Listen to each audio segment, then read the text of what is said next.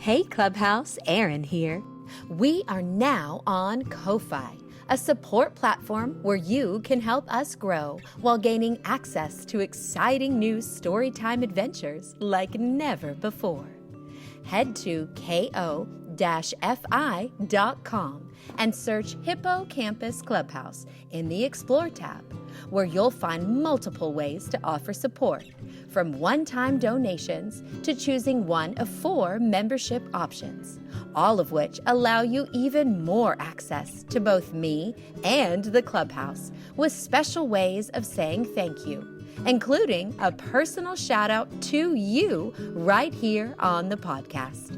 Whether you're a monthly member, a one-time contributor, following us on Instagram, or simply love tuning in and sharing our story time with friends, we are so thankful for your support. Now, on to the show.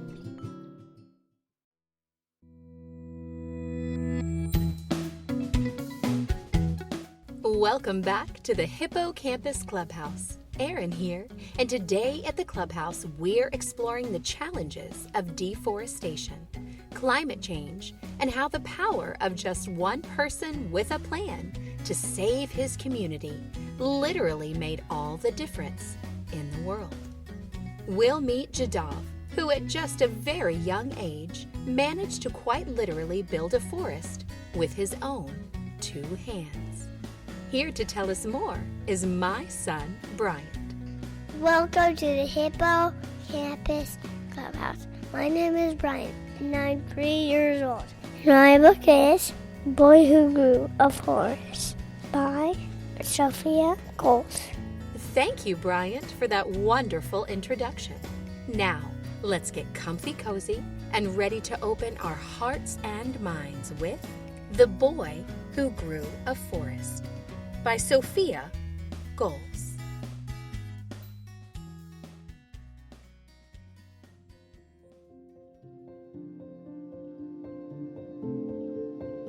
The Boy Who Grew a Forest. In India, on a large river island, among farms and families hard at work, there lived a boy who loved trees. Trees meant shade, food, and shelter for many. But each rainy season, floodwaters swallowed more and more of the beautiful tree-covered land. The boy's precious island was shrinking, eroding away with the rushing river, leaving empty sandbars behind. The boy witnessed animals stranded on those sandbars, their homes destroyed. He feared that if animals withered without trees, people would too. The boy shared his fears with the village, and the elders explained that the only way to help animals was to create new homes for them, and they gifted the boy 20 bamboo saplings. Alone, he took those saplings and canoed down the muddy river. He wished he could cover all the land with trees, but a large sandbar nearby was a place to start. The land was too barren for animals, and the shores too sandy for leafy trees. Would bamboo grow?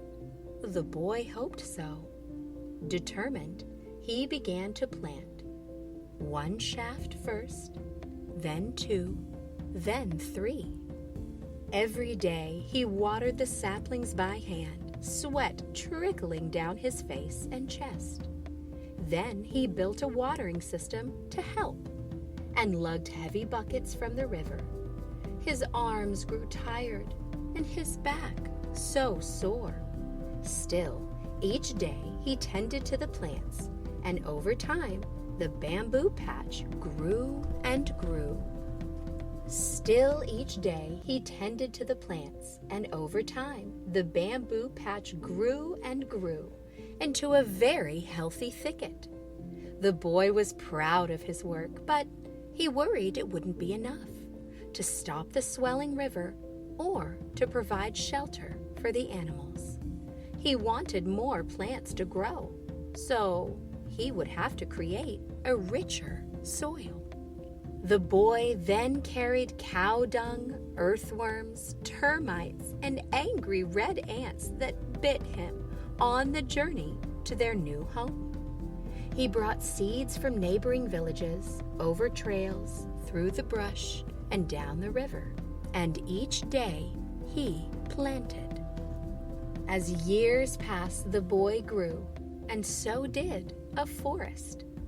First 10 acres, then 20 acres, then 40. Wildlife returned for the first time in many years. Buffalo, one-horned rhinos, and snakes, gibbons, migratory birds, and elephants. The man's forest teemed with life and diversity. Not everyone was happy, though. Fear swept over the villages when the tigers arrived. So the man planted more grasses to attract small animals that would keep the tigers very happy staying in the forest. Elephants wandered into the neighboring farms to feast on the crops. So the man planted more fruiting trees to help feed those hungry elephants in his forest. Some people wanted to harvest the forest to build new homes, but the man was always there to plant anew. Others came and tried to hunt the animal for their horns and fur, but the man was always there to protect them. Few thought the forest would last, but the man believed in its strength. And now, in India, on a large river island, among wildlife and trees as tall as buildings, there lives a man who has planted a forest. The forest is called Molai, after the man named Jadav Payeng, who never stopped planting and pruning and protecting. Jadav says, only by growing plants will the earth survive. The best time to plant a tree was 20 years ago. The second best time to plant a tree is now. The end.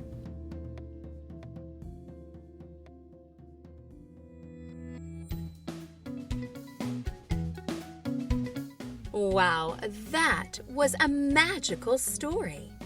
I especially liked how Jadav never let his small size, lack of money, or even the gravity of his river basin community ever get in the way of his plan to save his land. Jadav saw a problem that needed fixing and put a plan in place to achieve his goal. And achieve it he did. Since today, the Brahmaputra River Basin is now a 1,300-acre forest filled with life of all shapes and sizes, proving that with the power of one and a plan filled with love and hope, anything is possible. What did you think about the story, Bryant? I like that the boy tried hard to make his home come back to life. And the animals and the people and the animals came back. And I like that he dug for earthworms and bugs, but not the poopy part. Thank you for sharing that amazing outlook. And I hope you also enjoyed The Boy Who Grew a Forest, and maybe learned something new to share with those in your world. Thanks for joining us for Storytime. And if you're new to the Clubhouse, be sure to click subscribe.